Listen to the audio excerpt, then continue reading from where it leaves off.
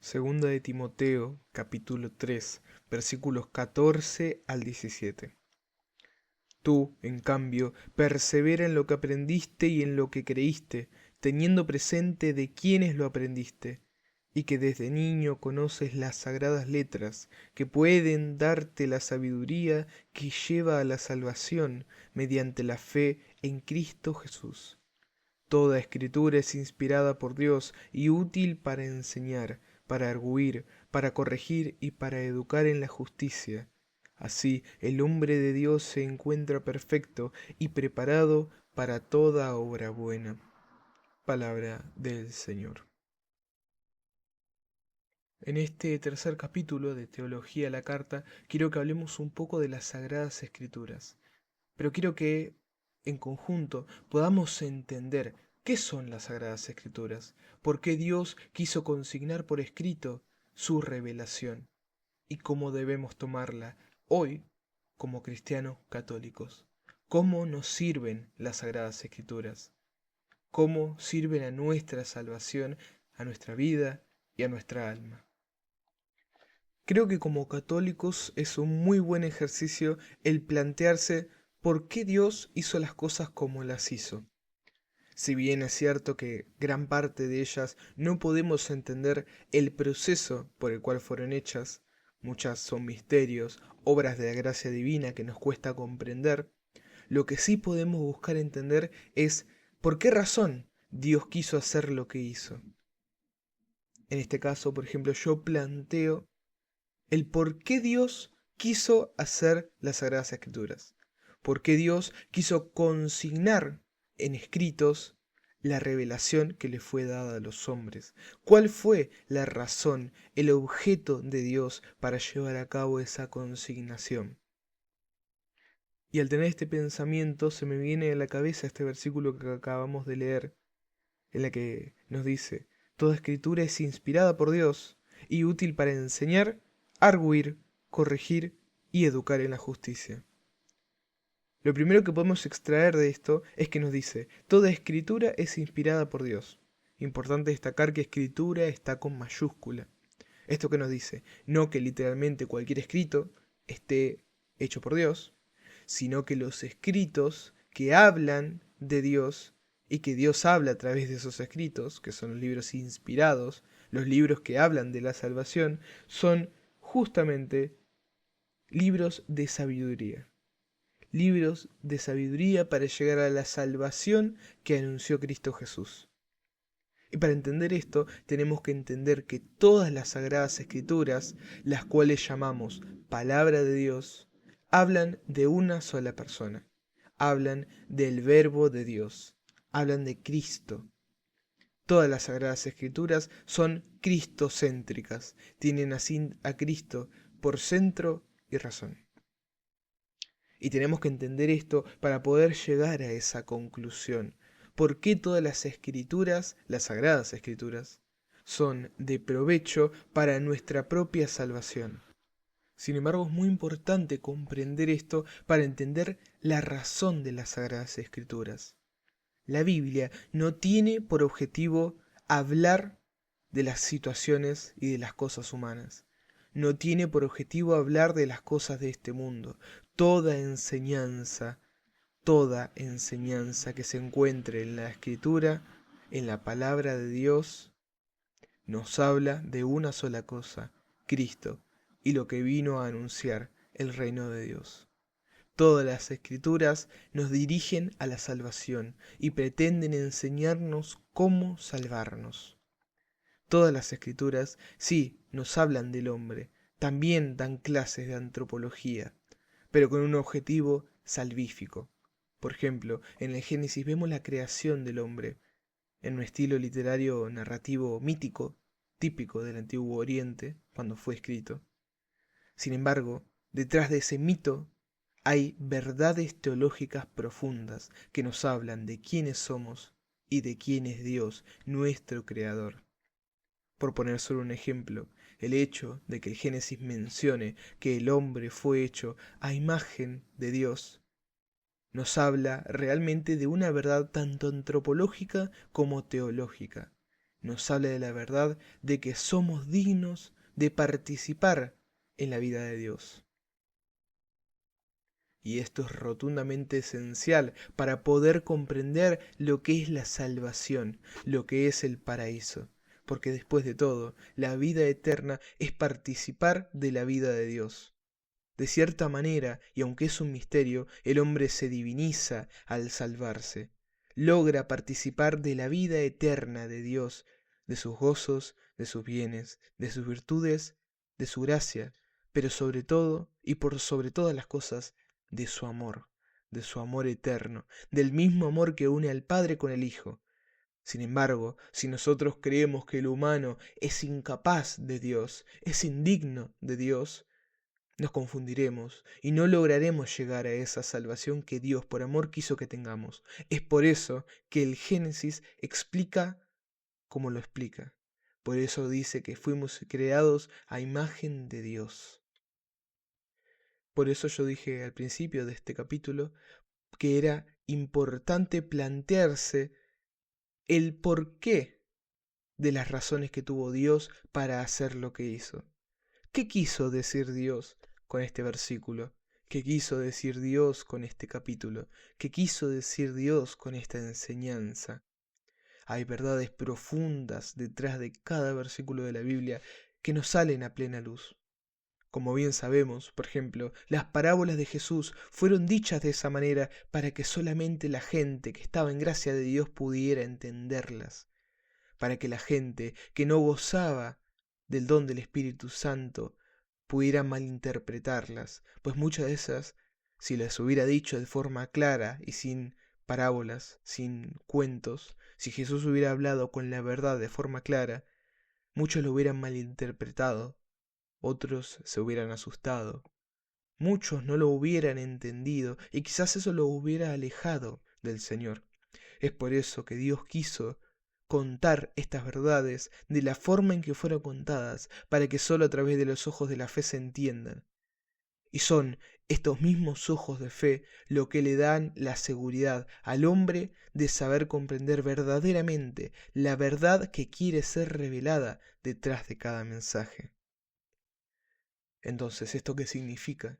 Que si nosotros no leemos las Sagradas Escrituras con el mismo espíritu que fueron creadas, podemos tener por seguro que la malinterpretaremos, que no comprenderemos el mensaje salvífico, sino que entenderemos lo que nosotros querramos entender. Se trata de una cuestión de competición, de ver a ver quién entiende más, quién tiene más virtud en comprender esto que Dios explicó en forma de parábolas, de cuentos, de misterios, de mitos. Pero no es una competencia de lo que el hombre puede hacer, sino que es una, y abro comillas, competencia de fe. Solo teniendo fe vamos a poder entender y cada vez más las Sagradas Escrituras. Y esta comprensión que uno alcanza con la fe es absolutamente necesaria para la salvación.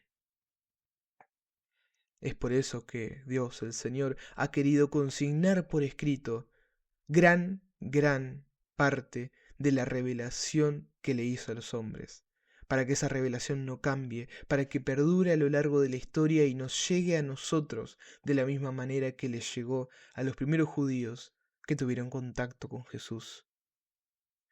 Por eso también es importante la tarea de saber comprender el mensaje detrás del relato. Es importante comprender qué quiere decirnos Dios a través de sus autores. Autores cuyas muchas veces han escrito en mitos, han escrito en narraciones. Jesús mismo ha hablado en parábolas, otros han escrito en poesía, los profetas han hablado de forma analógica, con analogías, y sin embargo, a pesar de todo, detrás de cada libro, detrás de cada capítulo y de cada versículo se encuentra una verdad fundamental que Dios quiso que sepamos. Y si creemos verdaderamente que Dios quiso que todos sepamos las verdades reveladas en la Biblia, es porque son necesarias para nuestra salvación. Por eso, quien utiliza la Biblia como herramienta de su propia soberbia, en realidad se está perjudicando a sí mismo, porque la Biblia, las Sagradas Escrituras, le hablan a cada uno, y no que cada uno puede hablar de las Sagradas Escrituras. Porque sí, podemos hablar de las enseñanzas que ella nos deja, pero no podemos pretender saber ciertos conocimientos que según están escondidos, entre comillas, en la Biblia, y creer que somos uno de esos pocos elegidos que lo conocemos y queremos compartir ese conocimiento. Si así fuéramos, si así nos comportáramos, seríamos como los gnósticos, que creían que un conocimiento secreto puede salvar al hombre, un conocimiento al cual no todos acceden. Y les recuerdo que el gnosticismo es una herejía que, aunque ya esté muerta, afectó mucho y muy gravemente en los primeros siglos de la Iglesia primitiva. Las Sagradas Escrituras no son códices perdidos, secretos, cuya información invaluable solo pueden acceder unos pocos. No, las Sagradas Escrituras son Dios hablando hoy, ahora, a todos y cada uno de los hombres. Es por eso que tiene que tratarse con sacralidad. Es por eso que tiene que tratarse como una relación personal con Dios. No es tu pastor, no es tu vocero el que te está hablando. Es Dios que te habla en las Escrituras. Y nosotros, los humildes, solamente la predicamos, la leemos, para que los demás puedan acceder a ella. Las Sagradas Escrituras, así como todo cuanto Dios ha revelado de sí mismo, que recordemos que no solamente reveló las Sagradas Escrituras, y este es un error en el que muchos protestantes caen, en la sola Escritura, creer que solamente las Escrituras tienen fuente de verdad. Si así lo creyéramos, ¿por qué tendríamos la seguridad de que las Sagradas Escrituras son palabra de Dios? Si solamente creemos que la Biblia es la única autoridad dada por Dios, ¿quién nos asegura que realmente esos textos, esos libros, compilados en un gran libro, son verdaderamente la palabra de Dios? Necesitamos para eso un ente regulador, un ente que hable con autoridad y defina cuáles libros son verdaderamente inspirados y cuáles no. Esta entidad, y esto es histórico, no es un invento mío, es la Iglesia Católica, que definió el canon de los libros, que definió qué libros estaban inspirados y cuáles no. Así como decía San Agustín, si creo que las Sagradas Escrituras son palabra de Dios, es porque la Iglesia me lo ordena. Por eso es importante recordar que las Sagradas Escrituras no son autoridad, son herramienta, y de herramienta tiene que ser usada por alguien. Las solas Escrituras por sí mismas no tienen valor porque no entran en la lectura de la comunidad. A partir del momento en el que no hay una entidad reguladora, uno puede tener una interpretación y otro otra. Si realmente todos estuvieran con el Espíritu Santo, la interpretación debería ser la misma. Sin embargo, la realidad nos muestra otra cosa. Nos muestra que cada rama del protestantismo, de los cristianos no católicos, tienen sus propias interpretaciones. Eso no lo podemos adjudicar a la obra del Espíritu Santo, porque la revelación no confunde, y esto es fundamental. La revelación no confunde, la revelación esclarece y tiene por único objetivo la salvación. Por eso, quienes no reconocen a la entidad rectora, que es la Santa Iglesia Católica, se pierden, malinterpretan los versículos y tienen malas doctrinas que no llevan a ningún lugar. Si Dios instituyó una iglesia en Pedro, es para que esa iglesia guíe a los hombres a la salvación. No para que esa iglesia tenga las Sagradas Escrituras como única fuente de verdad, sino que la tenga como herramienta, revelación que no varía a lo largo del tiempo, la misma que recibimos desde Jesús, y mucho antes también. No tiene sentido fundar una iglesia sobre un libro, porque una iglesia fundada sobre un libro no tiene el espíritu para leer ese mismo libro, que es el espíritu que lo ha creado. Tiene que existir algo antes de ese libro, aquel que ha escrito y ha autorizado verdaderamente que ese libro fue inspirado. Si no, se da valor a sí mismo y quien se da valor a sí mismo no tiene ningún tipo de valor. ¿Quién le da valor a las Sagradas Escrituras? ¿Quién dice que son palabra de Dios? Por sí solo no es evidente, ya que no todos los cristianos tienen una misma interpretación. Si así fuera, bueno, tendrían un argumento a favor, pero sin embargo no es así. Cada rama, cada pastor y cada grupo tiene su propia interpretación, excepto uno que mantuvo la interpretación desde el inicio y que aún la mantiene fiel, que aún la mantiene a ese depósito de fe. Y este es la Iglesia Católica, que lee las Sagradas Escrituras con el mismo espíritu que fueron creadas y en comunidad, sin diferencias doctrinales, sin diferencias, con la misma interpretación. Esta es la entidad rectora que le da valor a ese libro. Esta es la entidad que nos asegura que leemos con veracidad lo que Dios ha dictaminado por escrito. Esta es la Iglesia que nos ofrece la salvación de la cual hablan las Sagradas Escrituras. En síntesis, esto es lo que es la Biblia. Estas son las Sagradas Escrituras, una compilación de libros cuyo autor es Dios y tienen por único objetivo hablarnos, enseñarnos el camino para poder ser salvos.